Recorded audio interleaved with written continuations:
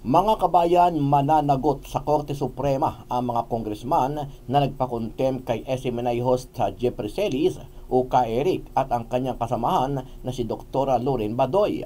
Ito ang inihayag ni Atty. Harry Roque na dating legal counsel ni former President Rodrigo Roa Duterte. Sabi ni Roque, maling-mali ang ginawa ng mga congressmen dahil hindi muna nila pinakinggan ang panig ni Ka-Eric kung saan ay pinaglalaban niya ang kanyang karapatan na Soto Law. Dito po nakita natin, hindi naman po nadinig yung dalawa. Pinakulong na lang sila basta-basta. Dapat po nagkaroon ng hiwalay na pagdinig kung bakit sila dapat patawan ng parusa ng criminal contempt. Kasi ang contempt po ay criminal. Dahil sa di umano ay hindi pag-reveal ng source o di naman kaya yung pagsabi ng kasinungalingan.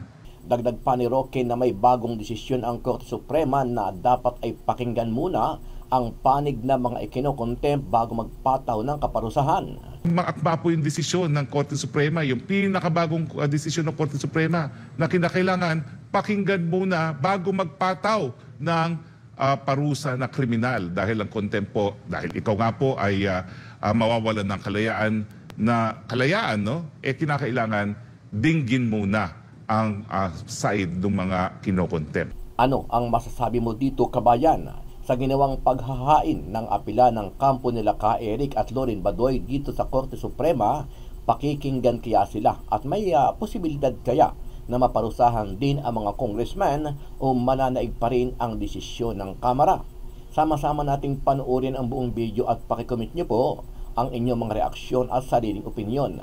Pero bago yan, muli po ako nag-iimbita sa mga hindi pa po nakasubscribe sa ating channel na Kabayan News PH, pakipindot po ang subscribe button at pakiclick na rin ang notification bell para lagi kang updated sa mga bagong upload na legit at napapanahong balita.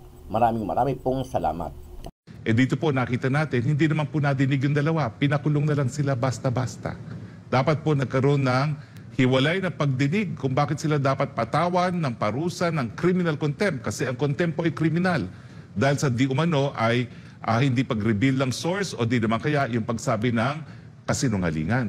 Ang maakba po yung desisyon ng Korte Suprema, yung pinakabagong desisyon ng Korte Suprema na kinakailangan pakinggan muna bago magpataw ng parusa na kriminal dahil ang contempt po, dahil ikaw nga po ay mawawalan ng kalayaan, no? Kinakailangan dinggin muna ang side ng mga kinokontempt. Well, alam niyo po, muling desisyon ng Korte Suprema dun sa Farmally na isinight for contempt nga yung dalawang iniimbestigahan dahil nagsasabi raw ng hindi katotohanan. At ang sabi ng ating Korte Suprema, mali po yun dahil kinakailangan meron munang due process bago ipakulong. Dito po nakita natin, hindi naman po nadinig yung dalawa. Pinakulong na lang sila basta-basta. Dapat po nagkaroon ng hiwalay na pagdinig kung bakit sila dapat patawan ng parusa ng criminal contempt. Kasi ang contempt po ay criminal. Dahil sa di umano ay hindi pag-reveal ng source o di naman kaya yung pagsabi ng kasinungalingan. Akma po yung desisyon ng Korte Suprema, yung pinakabagong desisyon ng Korte Suprema na kinakailangan pakinggan muna bago magpataw ng parusa na kriminal dahil ang contempt po, dahil ikaw nga po ay mawawalan ng kalayaan, no? Kinakailangan dinggin muna ang side ng mga kinokontempt, no? So sa ating mga kasama, konting tiyaga lang po, pero itong ginawa nyo naman po ay sakripisyo para sa demokrasya. Hindi po kayo makakalimutan, pero naririyan po ating hukuman, dudulog po tayo at makakakuha tayo ng remedyo. Yan nga po ang tinatawag na grave abuse of discretion at denial of due process. Kasi ang pagdinig, dapat makinig ka. Huwag ka mag-insist sa sagot na gusto mo. Dahil pag ikaw ay nagpilit sa sagot na gusto mo, hindi mo pinakinggan yung tao. At yan po yung sinasabi na denial of due process na protektado rin ng ating saligang batas sa pamamagitan ng ating Bill of Rights. Gaya ba ng mga korte sa mga pagdinig po ba sa Kongreso, Kamara, sa Senado, may nakapiring pa rin po ba at nakahawak na timbangan dapat? Well, dapat po, no? Kasi yan po ay pwedeng maging dahilan para masupil ang kalayaan. At lahat po ng pwedeng makasupil sa kalayaan, dapat dinidinig po ang side ng mga iimpreso. No? At ito nga pong nangyari dyan na naman sa Kamara de Representante. Dahil ayaw nilang tanggapin ang mga sinasabi ng resource person, sila po ay pinaaresto. Pero gaya ng aking sabi, panandalian lang po yan. At tandaan natin na kapag naman nagkaroon ng desisyon na nalabag ang kanilang mga karapatan, may remedyo rin po itong dalawang ka-Eric at saka si Loren Badoy. Dahil siyempre po, nakasaad din sa batas na lahat ng tao na lumabag sa karapatang pantao ng kahit sino ay po pwedeng mapanagot po. Diba? Meron tayong legal court na pwedeng duminig dyan na kung ito dapat kasuhan itong dalawa na ito, kung dapat tanggalin yung prangkisa ng mga to, it should be according to the due process of law, and hindi lang sila ang dapat magde-decide dito kasi hindi naman sila korte. Unang-una, ang reason ng kanilang hearing ay in aid of legislation. So it's a very big question na ang ginawa nila dito para kang nasa korte, diba? So pangalawa dito, yun yung reason nila kay Eric. Nakapagtataka pati si Dr. Loren Badoy, for what reason? Anong reason? Nagsisinungaling daw. And kinategorize nila yung pagsisinungaling doon sa disrespect, kasi may disrespect kasi doon sa doon sa section 11 article C blah blah blah ng House of Congress.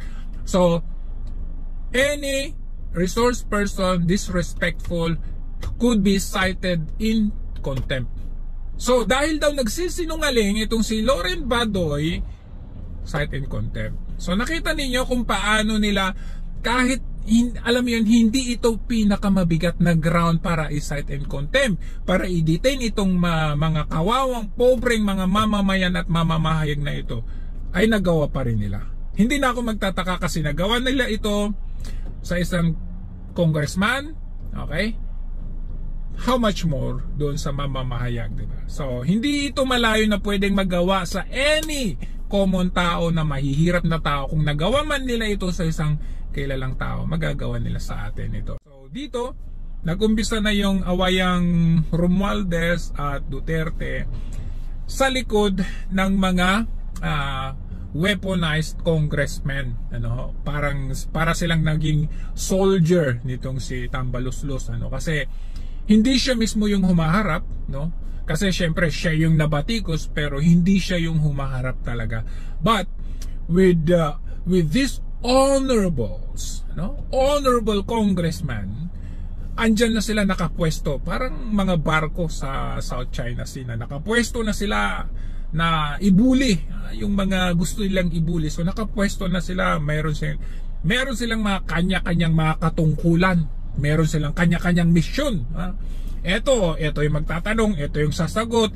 Pag itong research person ay magsasalita, babarahin ng ganito, i-stop ni ganito, magre-resolution ni ganito, iko-contempt nila, papakulong nila. So kumbaga meron na silang mga game plan strategically, no? So ganun yung estilo ng House of Congress ngayon. So dito nga nagkataon na mayroong pahayag itong si